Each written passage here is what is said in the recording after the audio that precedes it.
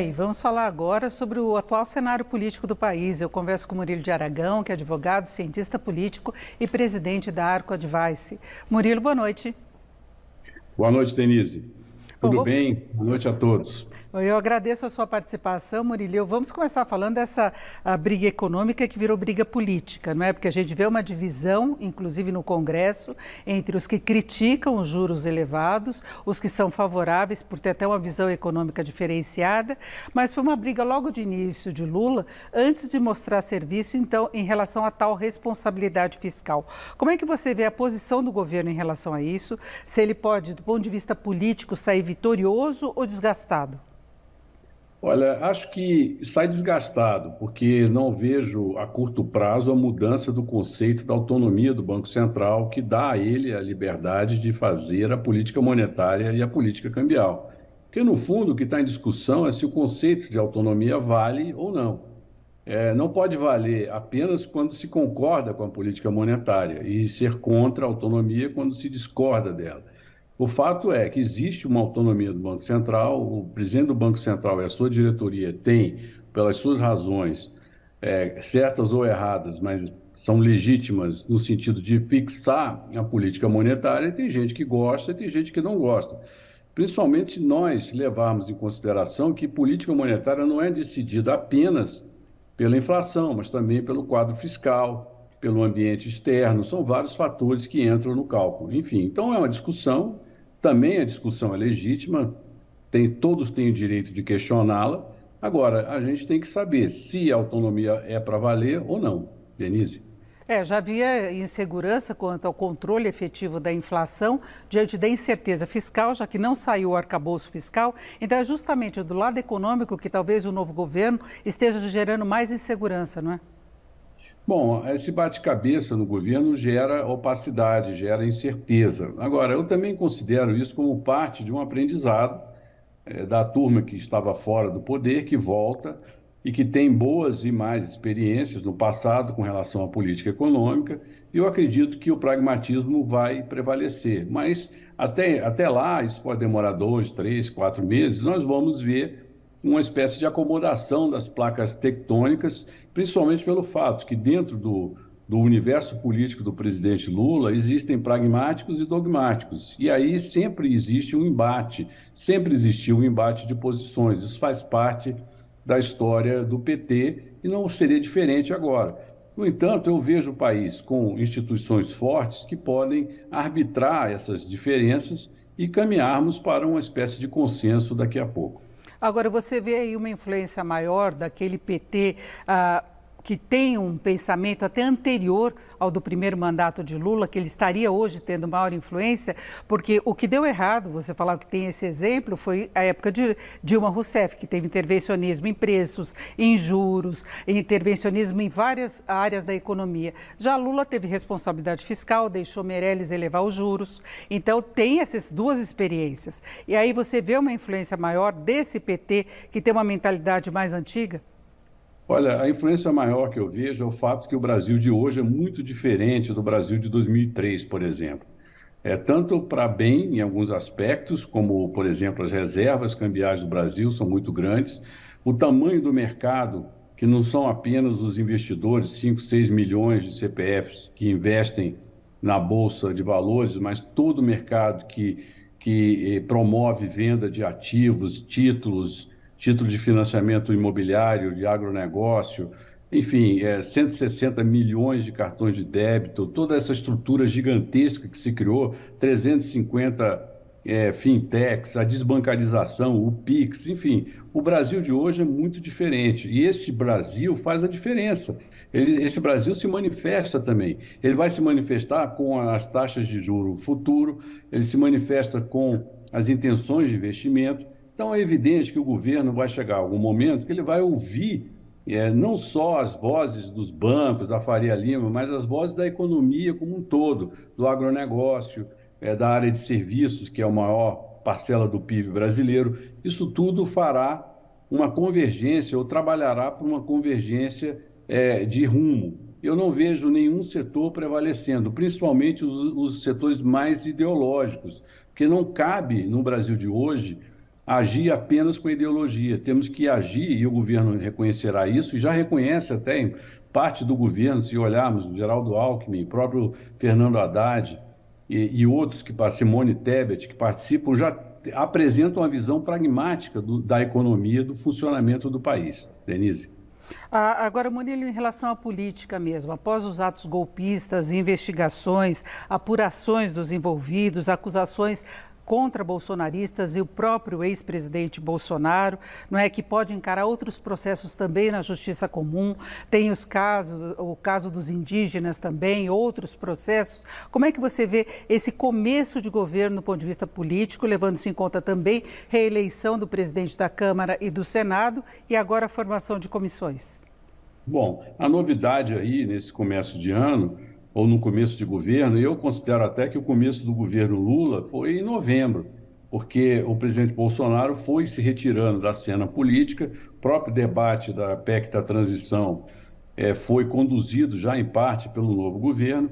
Enfim, a novidade foi o encolhimento da oposição. Os eventos que ocorreram em novembro, aliás, em dezembro, por exemplo, com aqueles ataques e vandalismo na capital federal, durante a diplomação, no dia da diplomação de Lula e Alckmin, depois daquele atentado fracassado, graças a Deus, a bomba com carro-tanque no aeroporto de Brasília, e, por fim, o fatídico 8 de janeiro, né, são datas que terminam enfraquecendo a oposição.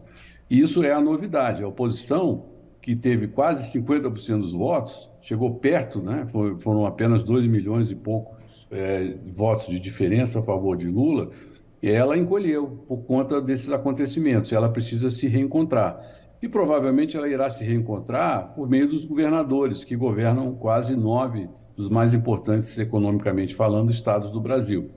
Agora, não tem novidade nenhuma o fato do Arthur Lira ter sido reeleito, assim como o Rodrigo Pacheco. Esses dois nomes representam uma força política que é predominante, que não é apenas um centrão, como se diz, mas um conjunto de forças que hoje domina a agenda legislativa do país. Antes, no governo Bolsonaro, e continuará a dominar essa agenda legislativa agora no governo Lula. Denise. Agora, a formação das comissões pode fazer muita diferença?